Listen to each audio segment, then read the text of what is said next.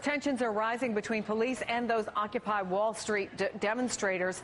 Officers in riot gear fired tear gas on protesters in Oakland last night after an early morning raid on the movement's encampment. Police say those protesters were throwing rocks and bottles.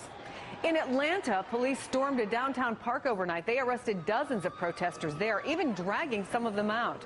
KNTV's Christy Smith joins me now from Oakland with the latest on the situation there. Christy, good morning.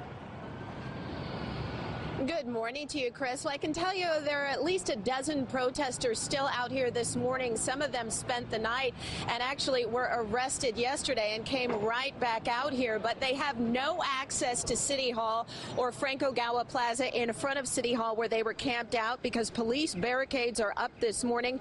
Protesters are telling me the reason they're here is because they want to occupy it again after a long night where Oakland police say nearly 1,000 demonstrators hit the streets of downtown Oakland in support of the Occupy Oakland movement.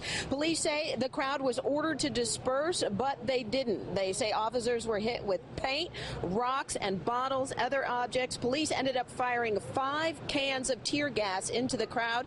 They haven't said yet exactly how many people were arrested last night, but in the morning it was close to 100 after police raided the Tent City Occupy movement that had been going on here since October 10th. The city served 2 eviction notices on them, but the protesters stayed put. They said conditions were so bad that the city could no longer guarantee public safety, but the movement in support of economic equality continues out here. Protesters are telling us that they're going to stay put throughout the day and that each day more protesters will show up and rally at 6 o'clock.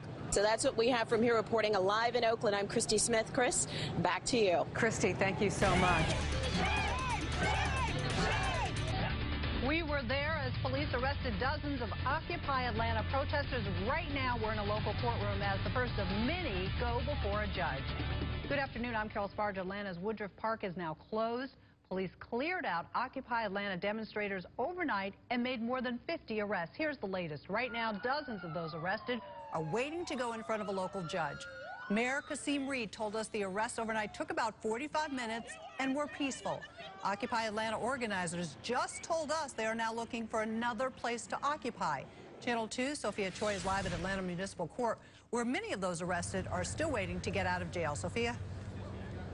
Yeah, demonstrators are here outside of the courtroom protesting. Meanwhile, inside of the courtroom, we're still waiting for that hearing to begin. We do have a crew inside the courtroom, and they'll bring you everything that happens. This hearing is taking so long to get going because there are so many defendants. In fact, here's a list of them, 50-plus defendants, and there are so many attorneys representing them. These 9 lawyers are working pro bono, volunteering to help those arrested overnight at Woodruff Park. More than 50 Occupy Atlanta protesters landed behind bars when they refused to leave the park. They're charged with violating a city ordinance, which could bring up to 6 months in jail and a $1,000 fine. The courtroom is packed with supporters who say they're not sure if the mayor booting them out was even legal. The attorney for Senator Vincent Fort, who was among those arrested, says they're going to review the city charter to see if the arrests were constitutional. It's tough to say what authority exactly governs here and whether or not the First Amendment would usurp everything that the mayor has put in place. Attorneys for those arrested also say their clients were handled differently, and they believe it's because of politics.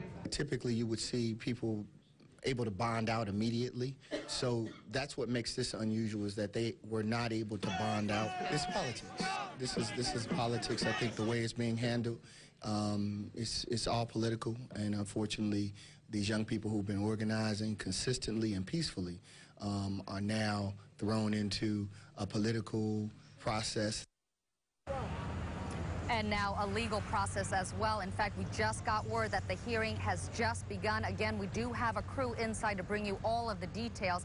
After the hearing, organizers hope to hold a news conference here, and we're going to be there as well to bring you all the details. For now, I'm live in downtown Atlanta. Sophia Choi, Channel 2 Action News.